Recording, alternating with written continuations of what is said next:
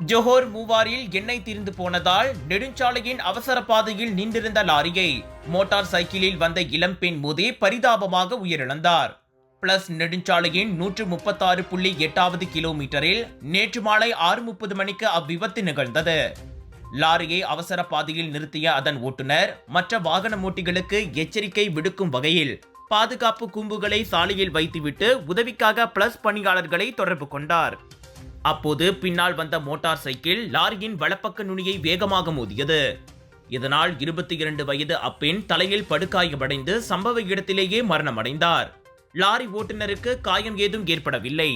இந்த தேங்காய் எண்ணெய் சமையல்ல அப்படின்னு ஸ்பெஷல் இருக்கு. கேரளாவிலிருந்து தயாரிக்கப்பட்ட ரேனாயூர் சமையல் தேங்காய் எண்ணெயில சமையல் செஞ்சு சாப்பிட்டா தரமாவும் இருக்கும், அறுசுவையாவும் இருக்கும்.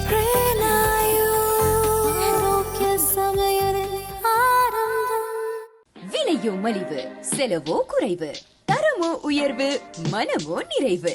மக்களின் தேர்வு என்ரிகோஸ் முழு ஆடை சத்துள்ள பால்மாவு.